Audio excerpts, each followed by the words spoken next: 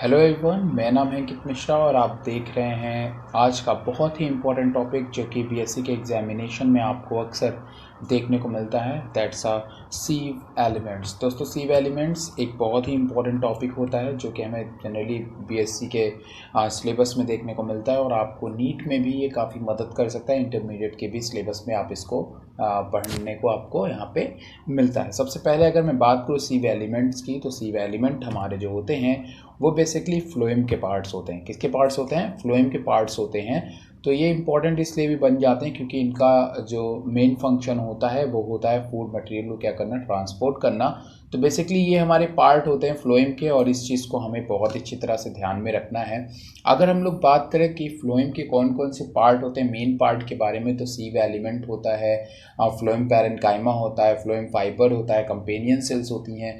ये सारे हमारे वो एलिमेंट्स होते हैं जिनसे जो है हमारा फ्लोएम जो होता है वो बनता है। तो यहाँ पे मैंने सारी तरीके के सेल के बारे में बता दिया है, फिर वो चाहे इनके बगल में मौजूद कंपेनियन सेल हो, चाहे फिर वो सीव ट्यूब हो, ठीक है, या फिर अगर मैं बात करूँ पैरेन्काइमा फाइबर हो या फिर हमारी पैरेन्काइमा हो या फिर फाइबर की सेल हो, ठीक है।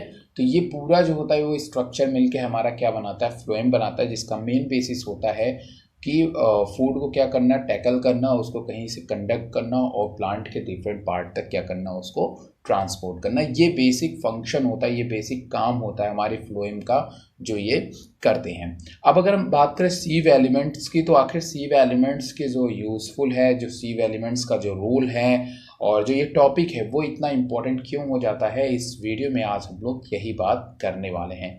सबसे पहले मैंने आपको बता दिया कि सीव एलिमेंट क्या होते हैं, किस तरीके से होते हैं। सीव एलिमेंट काम करते हैं, फूड को कंडक्ट करते हैं और फिर उन्हें ट्रांसपोर्ट करते हैं प्लांट के डिफरेंट पार्ट, फिर वो चाहे स्टेम हो, फिर वो चाहे रूट हो। ठीक है, समझ में आ रही मेरी बात? तो इस चीज़ को आपको हमेशा ध्यान में रखना है, ठीक है।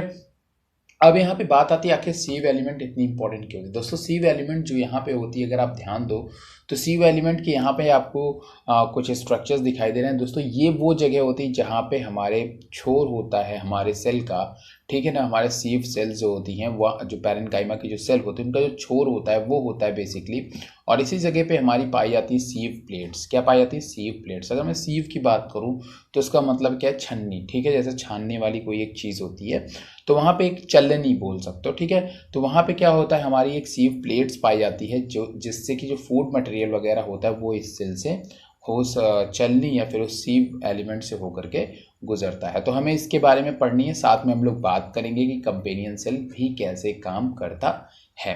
तो यहाँ पे भी क्या होता है दोस्तों कि आपका जो एक नॉर्मल प्रेशर होता है, आपको पता है कि प्रेशर पे सब चीज़ डिपेंड करता है, ग्रेडियंट पे हर चीज़ डिपेंड करता है, डिफ्यूज़न पे हर चीज़ डिपेंड करता है। तो यहाँ पे भी सेम चीज़ की प्रोसेस होगी।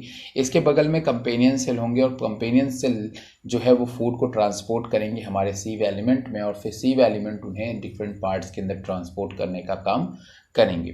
तो इस चीज़ को आपको ध्यान में रखना है कि कंपेनियन सेल से ही फूड में, तो कंपेनियन सेल जो होती है वो इनके साथ में एक सहायक की तरह काम में आती है। इस चीज़ को भी आपको ध्यान में रखना है। देखो, फिर से मैं आपको बता दे रहा हूँ, फ्लोएम का काम क्या है? फूड को कंडक्ट करके ले जाना डिफरेंट पार्ट तक, ठीक है। जिसमें कंपेनियन सेल होती हैं वो एक बहुत ही इंपॉर्टेंट पार्ट होती हैं, जो कि जैसे कि मान लो कि कंपेनियन सेल के अंदर फूड मटेरियल्स या फिर जो सब्सटेंसेज हैं, फूड सब्सटेंसेज, वो बहुत ज़्यादा हो जाएं और इस वाली सेल में क्या हो, कम हो, तो ये ज़्यादा से कम की तरफ मूव कर जाएगी, फिर ये कम हो जाएगी, फिर ये दूसरी सेल फ्लोएम पैरेन्काइमा वगैरह से ले लेंगी और फिर तो इस तरीके से जो है ये काम करती हैं, वर्क करती हैं। चाहे आप कंपेनियन सेल इधर का मान लो, ठीक है ना। तो इस तरीके से क्या करती हैं, फंक्शन करती हैं जो भी हमारी सेल होती हैं वो। अब यहाँ पे सीव एलिमेंट की बात करते हैं कि सीव एलिमेंट के बारे में पढ़ते चलते हैं और बताते चलते हैं कि आखिर सीव एलिमेंट हमारा बेसिकली क्या होता है। Sieve element in angiosperm are sieve tubes. ये अगर मैं पूरी बात करूँ स्ट्रक्चर की, तो दैट्स वाज सीव ट्यूब्स, ठीक है, और सीव प्लेट्स दोनों मिलकर के हमारे बेसिकली सीव एलिमेंट्स बनाते हैं। One above and other distinct linear row have plates. अगर मैं बात करूँ तो जो रो में ये चीज़ें हैं, तो यहाँ पर रो में क्या होती है, यहाँ पे प्लेट्स, एक प्लेट, दो प्लेट, तो इस तरह से ये रो में जो होती हैं वो क्या होती है, मौजूद होती हैं। इनको हम क्या कहते हैं? सीव प्लेट कहते हैं। लीनियर रो में मौजूद होती है, इनको हम क्या कहते हैं? सीव प्लेट्स कहते हैं। और ये ऑब्लिक और ट्रांसवर्स परफोरेटेड सेप्टा होती हैं। इनमें हमें जो सीव प्लेट्स होती हैं उसमें हमें बीच बीच में छेद देखने को मिलता है, बीच बीच में हमें पोर्स देखने को मिलता है। तो इसकी भी ये बात कर रहे हैं। ट्रांसवर्स सेक्शन जब देखते हैं, ट्रांसवर्सली जब हम इनको देखते हैं तो यहाँ पे सेप्टा मतलब जहाँ से ये अलग होती हैं उस जगह पे क्या होता है, परफोरेटेड स्ट्रक्चर हमें देखने को मिलता है, परफोरेटेड सेप्टा देखने को मिलता है। आगे कहते हैं on their and walls and associated with companion cells. ये जो सीव सेल्स होती हैं पूरी ये सारी हमारी, ये किससे एसोसिएट होती है, कंपेनियन सेल से एसोसिएट होती हैं। अगर मैं बात करूँ इन जिम्नोस्पर्म टेरिडोफाइटा और जिम्नोस्पर्म में the sieve element have sieve plates और their lateral walls, the companion cell are absent. अगर मैं बात करूँ जिम्नोस्पर्म और टेरिडोफाइटा के अंदर तो हमें वहाँ पे कंपेनियन सेल्स देखने को नहीं मिलती हैं। इस बात को आपको ध्यान में रखना है। There is no distinct arrangement of sieve cells, और इसीलिए वहाँ पे हमें किसी सही तरीके से सीव सेल्स का अरेंजमेंट देखने को नहीं मिलता है। जैसे लीनियर रो में आप देख रहे हो, इस अरेंजमेंट पे हमें देखने को नहीं मिलता है सीव सेल्स। ठीक है, तो इसलिए आप इस चीज़ को ध्यान में रखेंगे कि हमें टेरिडोफाइटा और जिम्नोस्पर्म में ये सारी चीज़ें देखने को नहीं मिलती हैं। Arrangement of sieve cells in linear row such as sieve element are called sieve cells. ये जो हमारी जो सेल्स होती हैं इन्हीं को हम लोग बेसिकली क्या कहते हैं, सीव सेल्स के नाम से जानते हैं। तो क्लियरली आप समझ रहे हो, सीव एलिमेंट में हम क्या पढ़ते हैं, सीव ट्यूब जो कि ये हैं, और क्या पढ़ते हैं, सीव प्लेट्स जो कि हमारी ये बेसिकली होती हैं। अब आप सोच रहे होगे कि ये तो हो गया भाई सिंपल बात। देखो ये सिंपल सी चीज़ है सीव एलिमेंट्स को लेकर के, ये क्या चीज़ है, ये बहुत ही सिंपल चीज़ है सीव एलिमेंट्स को लेकर के। बट अब जो आपको ध्यान में रखना है ना, वो कुछ चीज़ें हैं जो आपको यहाँ पे बहुत ही अच्छी तरह से ध्यान में रखना है। वो ये ध्यान में रखना है कि जो सीव एलिमेंट है उनका फॉर्मेशन कैसे होता है, जो सीव ट्यूब है उनका फॉर्मेशन कैसे होता है, इन सारी चीज़ों को आपको थोड़ा सा ध्यान में रखना पड़ेगा। आगे की तरफ बात करें तो वहाँ पे हमने आपको एक प्रॉपर स्ट्रक्चर दिखाया हुआ है।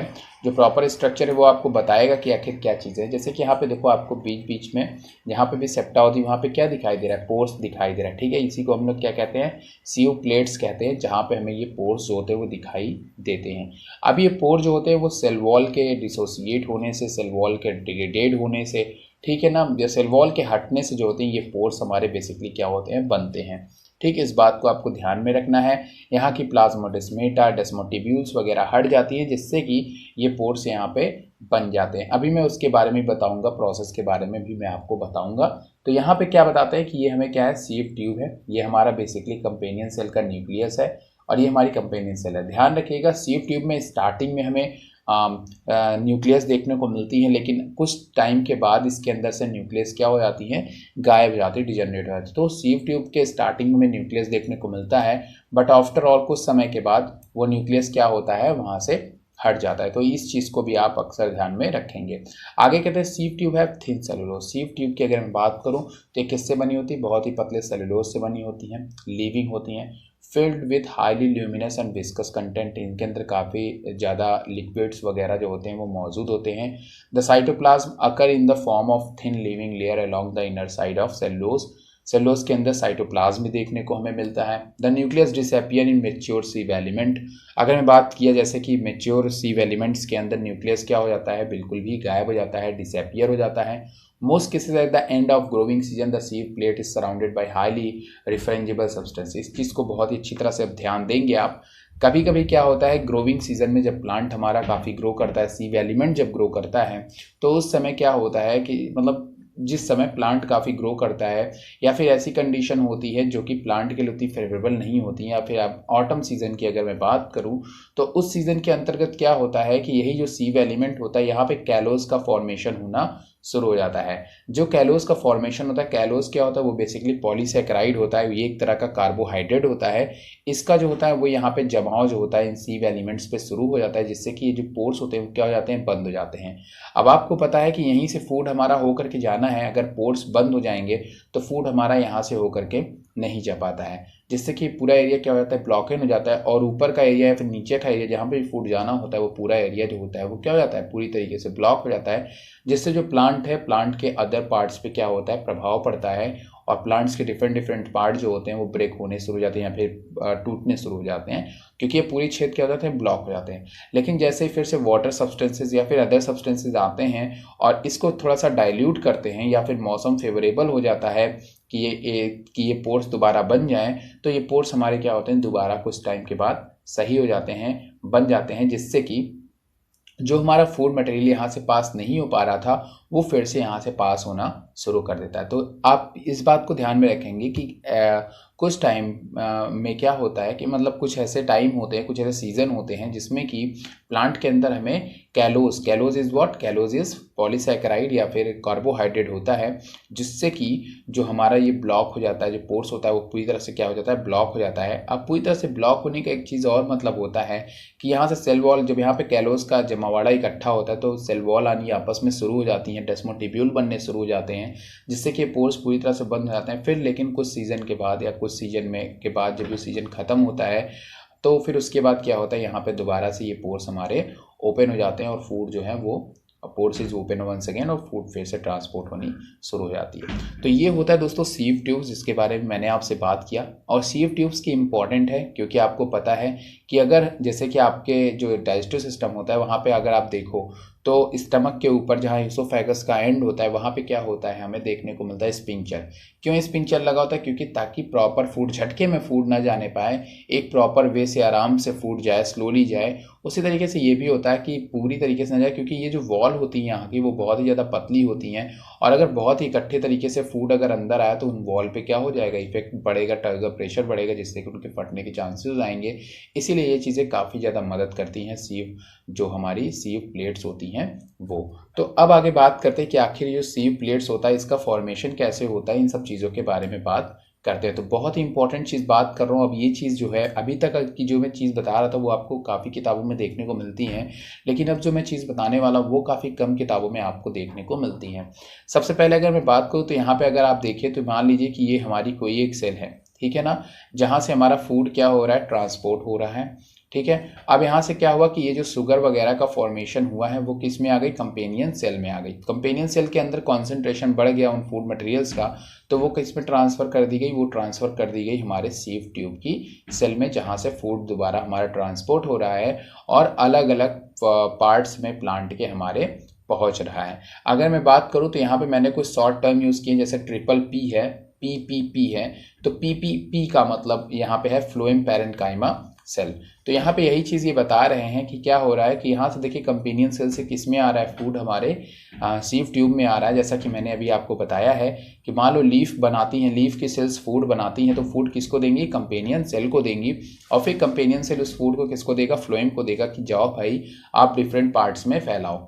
फिर ये चीज़ें क्या होती हैं, यहाँ पे आती हैं और हायर कंसनट्रेशन जब यहाँ पे फूड का हो जाता है तो किसको देती हैं, पैरेन्काइमा सेल को दे देती हैं, फ्लोएम पैरेन्काइमा सेल को यहाँ पे दे देती हैं। यही चीज़ यहाँ पे आपको दिखाई दे रहा है। और बाद में जब इसका कंसंट्रेशन बढ़ गया तो इस तरीके से फ्लोएम पैरेन्काइमा सेल या फिर हमारे जो क्या बोलते हैं कंपेनियन सेल हैं उनको फूड प्रोवाइड कराते हैं कि जाओ भाई आप डिफरेंट पार्ट्स को न्यूट्रिशन प्रोवाइड कराओ। साथ में दोस्तों यहाँ पे वाटर जो होता है वो भी काफ़ी इंपॉर्टेंट रोल प्ले करता है, क्योंकि जाइलम के साथ में भी बहुत सारे जो आयंस वगैरह होते हैं, जो क्या कहते हैं उसको, मिनरल्स वगैरह होते हैं वो आते हैं, और वो भी जो होते हैं सीव प्लेट्स के अंदर आते हैं और देते हैं, जिससे कि जो सीव प्लेट्स के पोर हैं वो ओपन होने में, उनका एक प्रॉपर सॉल्यूबल फॉर्म में होने से जो फूड है वो बहुत ही आराम से ट्रांसपोर्ट होता है। तो ये भी एक बहुत इंपॉर्टेंट रोल प्ले करते हैं। आगे कहता है schematic overview of the plant vascular system, water and nutrient are transported from root to shoot and leaf through the xylem. In source leaves loading of sugar from companion cell into sieve element increase the osmotic potential, ठीक है। Osmotic pressure के द्वारा, osmotic potential के कारण यहाँ से किस में आते हैं, सीव एलिमेंट में आते हैं। इस बात को आप ध्यान रखें। There sugar are unloaded through the companion cell positively flowing parenchyma cells और इन द रूट प्लांट, मतलब कि फिर उसके बाद प्लांट के अलग अलग पार्ट में ट्रांसपोर्ट कर दिए जाते हैं। मतलब जो भी कंपेनियन सेल्स के द्वारा सबसे पहले जो भी जहाँ पे फूड बना उन सेल से कंपेनियन सेल में आएगी और कंपेनियन सेल से हमारी सीव ट्यूब में आएगी, फिर उससे वो जो फ्लोएम जो भी फूड मटेरियल है वो प्लांट के डिफरेंट पार्ट में पहुंच जाएगी। इस बात को ध्यान में रखना, ठीक है, जैसे कि फ्लोएम पैरेन्काइमा या फिर प्लांट के अदर डिफरेंट पार्ट्स के अंदर। अब अगर मैं बात करूँ यहाँ पे, तो ये बहुत ही इंपॉर्टेंट डायग्राम है और थोड़ा सा अब हम लोग बात कर लेते हैं जीन लेवल की। बहुत ज़्यादा तो नहीं बात करूँगा, लेकिन थोड़ी बात जाननी यहाँ पे ज़रूरी होती है। अगर सबसे पहले यहाँ पे अगर आप ध्यान दो तो यहाँ पे हमारे फ्लोएम का क्या हो रहा है, सीव ट्यूब का क्या हो रहा है, डेवलपमेंट हो रहा है। तो सीव ट्यूब के डेवलपमेंट के लिए 2-3 जीन बहुत इंपॉर्टेंट होती हैं। जैसे कि अगर मैं बात करूँ तो एक जीन है NAC45 और NAC86। ये एक जीन होती है जो कि सीव प्लेट के फॉर्मेशन के लिए बहुत ही ज़्यादा ज़रूरी होती है। साथ में कुछ ऐसी जीन होती हैं जैसे कि NEN14, ये भी जो होती हैं इनके अंदर एंडो न्यूक्लिएशंस की एक्टिविटी होती है, मतलब ये खुद ही अपने न्यूक्लियस की ऑटोलिसिस करती हैं, उनको हटा देती हैं। इसी कारण आप अगर देखो तो सीव ट्यूब में कुछ टाइम के बाद जो न्यूक्लियस है वो डिजनरेट हो जाता है। तो ये चीज़ें कुछ ऐसे चीज़ें हैं जो कि काम करती हैं हमारी जो सेल्स हैं। अब आप कहोगे कि इन जीन का काम बस इतना है कि न्यूक्लियस को डिग्रेडेट करना, नहीं, यही जीन वो जीन होती हैं जो कि जनरली हमारे पोर्स का फॉर्मेशन करती हैं जब वहाँ पे कैलस का जमाव होता है या फिर वहाँ पे डेस्मोटिब्यूल्स बन जाते हैं। तो यहाँ पे जो पोर्स को क्या करना, उसको बनाना, ये काम बेसिकली इनडायरेक्टली अगर मैं बात करूँ तो NAC का ही होता है। यही वो जीन्स होती हैं जो कि जा करके हमारे आगे जा करके सीव प्लेट का फॉर्मेशन करती हैं और उसमें पार्टिसिपेट करती हैं। कैसे पार्टिसिपेट करती हैं वो मैं भी बता रहा हूँ आपको। कहते हैं, ध्यान रखना, NaC45 ये हमारे सीव प्लेट का फॉर्मेशन करती हैं या फिर यही हमारे सीव ट्यूब को कंप्लीट करने में मदद करती हैं। LAC का मतलब होता है लैटरल सीव एलिमेंट या फिर लैटरल, आप क्या बोल सकते हो। LSA का मतलब यहाँ पे आगे आपको बताया गया होगा क्या होता है। LSA लैटरल सीव एरिया, ठीक है, तो इस बात को आप ध्यान में रखेंगे। SP1 का मतलब होता है सीव प्लेट, ठीक है, और ये हमारा एपिकल, ये हमारा बेसल एरिया होता है, दोनों अलग अलग जगह जहाँ जहाँ पे सीव प्लेट हमारी मौजूद होती हैं। Initiate sieve element differentiation through down stream transcription factor enzyme with then control cellular remodelling process like endonucleation and selective autolysis. इस तरीके से यहाँ पे हमें डिफरेंशिएशन देखने को मिलता है सीव एलिमेंट में, और ये सारी जो प्रोसीजर जो मैंने आपको बताई जैसे कि न्यूक्लियस का ब्रेकडाउन, ऑटोलिसिस, ये सारी प्रोसेस के बाद बेसिकली हमें जो होता है वो सीव एलिमेंट हमारा बनता है, जहाँ पे NAC डोमेन और या फिर NAC45 ये सारी वो प्रोटीन होती हैं जो कि बेसिकली हमारे सीव प्लेट के फॉर्मेशन में मददगार होती हैं। अब कैसे होता है सीव प्लेट का फॉर्मेशन, इसकी बात जान लेते हैं। देखिए, सबसे पहले यहाँ पे आपको डायग्राम दिखाई दे रहा है जहाँ पे अभी तक सीव प्लेट्स जो हैं वो पूरी तरीके से पोर्स जो हैं वो हमारे बने हुए आपको नहीं दिखाई देंगे, ठीक है। देखो यहाँ पे किसी भी तरीके से पोर्स का फॉर्मेशन अभी आपको दिखाई नहीं दे रहा होगा। क्यों रीज़न है, क्योंकि यहाँ पे क्या हो रहा है कि सबसे पहले यहाँ पे जिस समय स्टार्टिंग होती है, जिस समय क्या होती है, स्टार्टिंग होती है सीव प्लेट के बनने की, तो उस समय तक क्या होता है, या फिर आप इसी को दूसरी तरह समझ लो कि जिस समय सीजन वाला मैंने बात किया कि यहाँ पे क्या हो जाता है, कैलस जम जाता है, कैलस पूरी तरह से क्या हो जाता है, जम जाता है इस पूरे एरिया के अंदर। तो उसके बाद क्या होता है उस समय कि जो यहाँ की जो सेल वॉल होती हैं वो बहुत ही पास पास आ जाती हैं।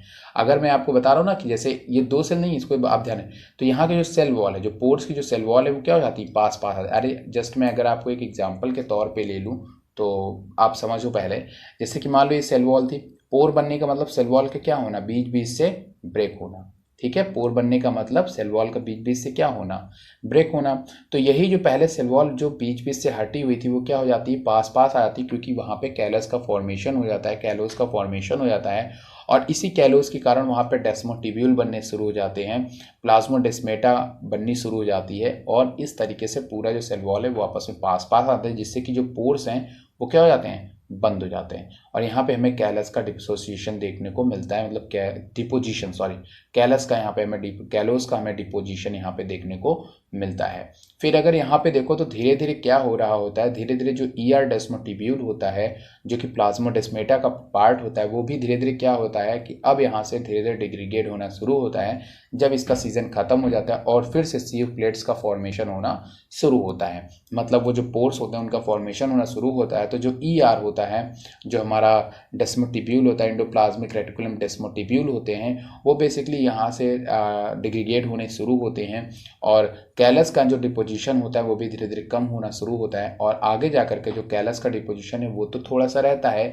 लेकिन आगे जाकर जो सेल वॉल होती है वो धीरे धीरे डिग्रीगेट होना शुरू कर जाती है। और जैसे जैसे सेल वॉल जो है जब डिग्रेडेड होती है, तो आपको पता है जब सेल वॉल जो पहले यहाँ तक थी जब वो डिग्रेडेड होगी, जब वो हटेगी, जैसे कि ये सेल वॉल थी ना, देखो पहले सेल वॉल पूरी थी, अब बीच बीच से क्या हो रही है, डिग्रीगेट हो रही है। तो आपको पता है जब ये डिग्रीगेट होती है तो इनके बीच में पोर्स का बनना शुरू हो जाएगा, और जैसे जैसे सेल वॉल डिग्रीगेट होगी साथ में हमारी जो कैलस है उसका भी डिग्रेडेशन होना शुरू हो जाएगा, ER जो डेस्मोटिब्यूल होते हैं उनका भी डिग्रेडेशन होना शुरू हो जाएगा, और फिर ये कन्वर्ट हो जाएंगी एक प्रॉपर सीव पोर्स में, ठीक है ना। फिर यहाँ पे प्रॉपर सीव पोर्स हमारे बन के तैयार हो जाएंगे, जो कि आपको यहाँ पे दिखाई दे रहा है। क्लियर, समझ में आ गया मेरी बात। तो इस तरीके से हमारे सीयू पोर्स का फॉर्मेशन होता है, इस चीज़ को ध्यान रखेंगे। बाकी शॉर्ट नेम है एसपीओ।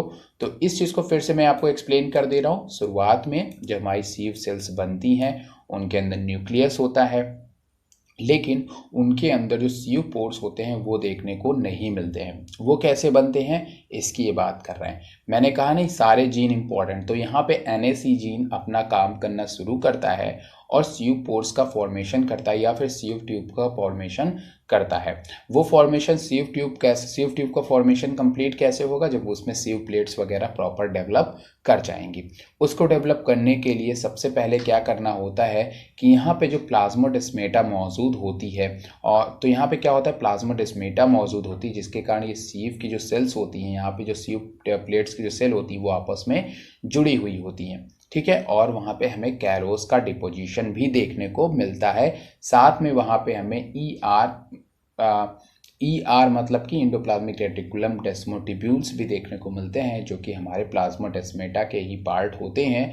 और यहाँ पे आपको सारे स्ट्रक्चर देखने को मिल रहे हैं। धीरे धीरे क्या होता है, समय के साथ में जो ये हमारा कैलोस है उसका डिपोजिशन यहाँ पे शुरू हो जाता है, ठीक है ना। देख रहे हो यहाँ पे कैलोस का डिपोजिशन क्या हो रहा है, शुरू हो जा रहा है।